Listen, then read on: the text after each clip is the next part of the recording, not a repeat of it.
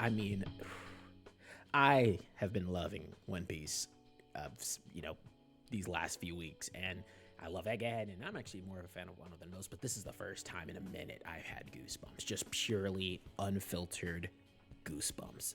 Oda delivered a magical chapter that I don't think a number can count could ever come through. This is a top 10 chapter of all time, to be honest. This amount of lore and just there's so many theories that are kind of confirmed, also breathing life off of this. This is oh my, I just want to dive into it as much as possible. And so we're going to start off with all the crazy stuff and then end off with some of the other things that happened in this chapter. But here we are for an off the cuff chapter review on 1138 Harley.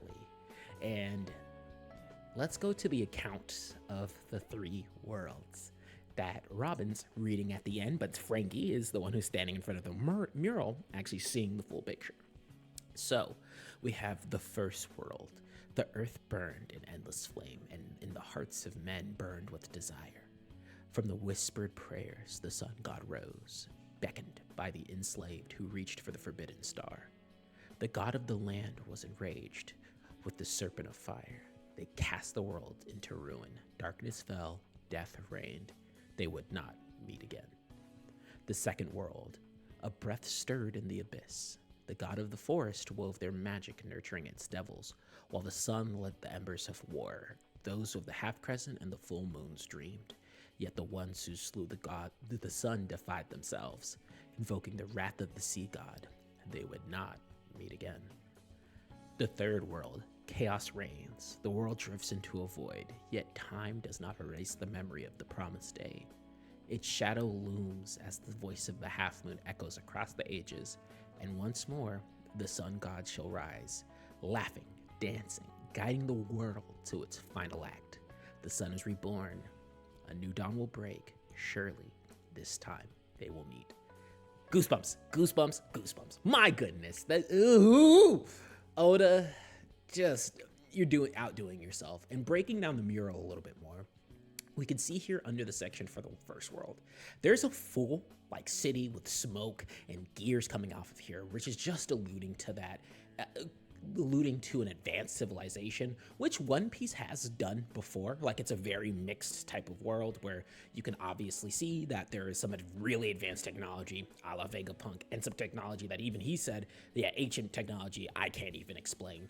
Right, and so this is really leading into that notion that there was this massive advanced civilization, and on top of that, if we remember to the cover story, the moon also has that more robotic, that robotic race, and so again, just really all leaning into this mural's leaning into that motive, and in addition, we can also see that there's 20 people here. They're carrying what looks like energy or something, but ultimately that 20 aligns to the number of the kings that were in the families that were associated with the world government that established that original kind of that established that original world government, right? And so we see them leading over to, well, we can obviously tell that's the Noah because we also have, the two pairs of animals and people thing, at the bottom here. But also, one thing that I noticed was that this shape looks very equivalent to a Zunisha shape, right? And so if you see here, right at the top next to the king that's leading these 20 people, put an asterisk there for now, there's almost like a trunk shape. And so that was very fascinating, as if Zunisha's almost been around maybe as long as the Noah's been around. What does all that mean? What's that relationship like? Was Zunisha pulling the Noah? I mean, with the Sea Kings? I don't know. We'll see. But we also see the arc at the top with the lightning striking down. And a call out to the moon, which again goes back to now being on the moon civilization being incorporated into the story, that still being a centralized theme of One Piece. And of course, we have the giant serpent, that fire that's breathing fire in the back. And I don't know what that or if we've had any call outs to a serpent of fire or any theories out there for an allusion towards that. If anyone knows or anyone call that out, let me know in the chat. Let me know in the comments, please, because I just want to start to think about that. But moving on to the second page, and I'm actually going to start with the actual passage itself. We can see a giant tree here, and this is breathing into the god of the forest with their magic nurturing its devils. An obvious call out that this god of the forest is the one behind the devil fruits. And because eventually, yet the ones who slew the sun defied themselves, invoking the wrath of the sea god. So, while there was that rise of devil fruits, I guess, again, speculating here, those early users of devil fruits all came against the sun, and eventually, or the sun god, right? And eventually, that led to the sea wrath, the sea curse that's currently associated with the devil fruits. Also, this is another instance of an additional god, the sea god, the god of the forest. Are there also devil fruits associated or actual beings associated with said god figures? Does that mean there's a counterpart to Luffy / Nika the sun god that will also come into play in the story? What do their powers look like? What does that all look like for us here? And at the top, we also see that fire-breathing dragon figure. That's that, or not necessarily. No, it looks like they're matching fire in this photo here. But under the third section, this is where we have a variety of races that we can see. And we have this big figure that I'm just going to assume is Emu, right? This giant figure that's able to hold the sun, which is its own concept of, I mean, if we start getting some planetary, Emu holding the sun, that's crazy. But that's also alluding to the Mother Flame too, right? And so the Mother Flame, could be that allegory that he's actually holding the Mother Flame, has all that power, and is going to try and impart it or use it to dominate all these other races. And so we can see that, again, a bunch of different races here. We have what clearly looks like the giant race in particular, looks very much like Loki. We have an image of Luffy and her sun god. We also have what looks like Emeth. We have the Lunarian at the top here. We have the Minx, or what looks like a Mink tribe member here. We have a whale, a little balloon action in there, and that creature. We also have the mermaids here. We can see the samurai from Wano. We can see the Kuja tribe and that's Bull Hancock's people. But ultimately we see this giant war allegory, and what the fight to come in is the scale of that. And so this is really alluding to that buildup of what's going to happen. But I have questions. Number one, look, Oda, heart to heart here. You ain't gonna just talk about these three worlds here. You ain't just gonna talk about these three worlds.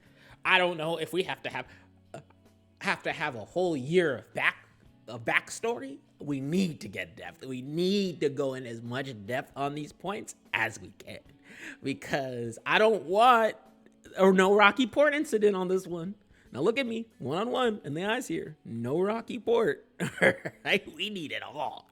We need everything here. But this is I think the cleanest and most fleshed out view of the history binding the One Piece world together. And if Elbaf continues to really unravel the critical pieces of said history, I mean, I don't even know how this arc can be matched. I mean, to be honest, because, I think that this can be its own subject. Might need more come on video just to diving into just the mural in particular and some of the more nuanced takes with it. And really, after I've taken some time to digest it and not just gushing over it, I think I can have a more sophisticated take. But we've got other things that happen in the chapter that are also really cool. Number one, got confirmed that Shanks is a twin with Shamrock, and he's the younger twin. And he actually did happen to go back to the Holy Land, though it appears that, according to Shamrock, he grew too attached to the filthy world of the surface. So that's a couple of layers. Shanks knows that he is of Mary Joa blood, so he's a celestial dragon. Question mark. B, how many people actually know that? This isn't common knowledge because you don't see the Holy Knights. The Holy Knights have just recently been introduced. And then also another layer here. If you've got a floating brother, Also, you've got, float. I mean, it's not something you'd advertise, but that's public enemy number one. I might tell Luffy a little bit like, hey, yo, if you see someone who looks like me, let me remind you, nah, avoid that man. That man is not me. There are two. So that's cool. So it did kind of push away any of those clone theories and things of that nature. We are just full on. It's twins. They are related. He's an older brother, and they both don't like Loki. Two, can I take this little tangent to say I love, and this can change if depending on how the other Holy Knights show up, but so far Holy Knights are 2 for 2. I love these designs. I think there was that whole thing on Twitter and everywhere that was like, oh, Gunko's design is not that. Shut up. All right, look, it's a dope design, and her power is dope. I just love seeing more, again, strong girl show up, do the do. That's a really cool feat to me. And her arrow fruit, that's really cool. So, I don't know. I'm a fan, and she shows some more feats with it in this chapter where she kind of turns it into a bird that flies off. So, very versatile fruit, and obviously these would be devil fruit experts if they have devil fruits. And so you're kind of seeing I guess, a really good example of some top line, but some top line creativity from that side. One thing that we didn't get a lot in Egghead was devil fruit users. Not to say, again, quotation marks here, we don't know the situation with the Gorosei, so that could technically count as devil fruits, but for the most part, it wasn't a lot of new devil fruits. And then the arc before that with Wano, it was a lot of the similar types of devil fruits with beast-related, animal-related zone types, right? And so it's just refreshing to see some really cool interactions with the devil fruits of our other types. So it's just nice to, a little call out that is nice to see these in action. In addition, speaking of a beast-type fruit, or not a fruit, we don't know yet, but Cerberus, that's Shamrock's sword. And he summons that 3-headed beast, and it looks kind of like, and here's the interesting part, because when other people have had animals that are devil fruits or things that are devil fruits or, objects that are devil fruits, they've turned fully into that. Like that item fully converts to the animal or fully converts into a half variation of the animal. Meaning, reason I'm kind of raising a question mark here on whether or not that's a devil fruit is because his sword is still intact when he summons this beast. So either, it's just an advanced utilization of, being able to leverage an item that has a devil fruit, and everyone else who's done it so far has been very, novice users, or there's something else to describe this power, and we're more in the camp of the Gorosei, where this is more like an attributed power that we haven't been able to explain yet. Cerberus looks really cool design. Bunch of the 3-headed beast all have swords coming out of them, and for some reason they're able to detach their heads from the body. And again, this kind of goes back to what I was mentioning prior. He's able to recall the body back to his sword while also being able to leave those 3 heads there to attack Loki. Now that said, if I'm looking at this panel a little closer here, the sword does look a little bit shorter when he's redoing the recall. So it does look to be as though it is that devil fruit relationship where a part of it is shorter because he's left some of the dog there. Still don't know. It didn't say any, we didn't have any Akanomi like call out here or devil fruit call out here. So we're going to leave it at that speculation. But Loki's getting worked still in this chapter. I feel bad for him. But I will call out, he might have he's in that top tier of observation hockey because his eyes are obviously wrapped up and he's able to fully know what he's looking at, where the attacks are coming from, what's happening around him, just to call out to that front. And in addition, if it's not his eyes or his ability with his observation hockey, this might be an allusion to his devil fruit. We don't know yet. And then the other big area that happened in this chapter, while Luffy, Zoro, and Nami were conversating with the giants in the castle, is we have that Roger Pirate member that's been alluded to that was in the cover story drinking with Crocus. And he's walking up to the castle as Luffy's mentioning, I figure Roger and Rayleigh were his real family, their whole crew except for Buggy. Luffy stopped hating.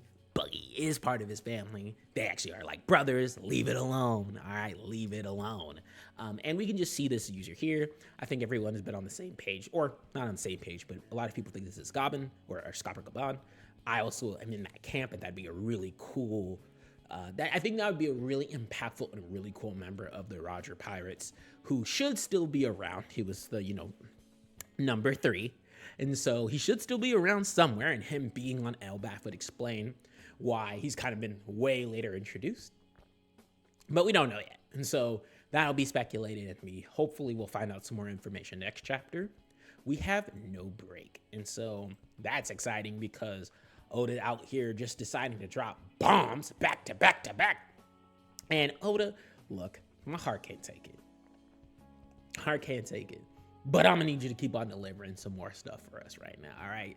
Look, you drop another banger chapter next week. Take all the breaks you want. If this is what happens when you're arrested, take all the breaks you want. I mean, you should always take all the breaks you want. Oda has delivered so many chapters, honestly, and just has done so much work over the years. So, but if it makes you drop some heat like this, I'm gonna need you to do this more often. But that's it for the off the cuff chapter review, chapter breakdown. I'm gonna digest this a little bit, hold this to my chest a little bit. I want to think and really start to create my own theories, but I'm so excited.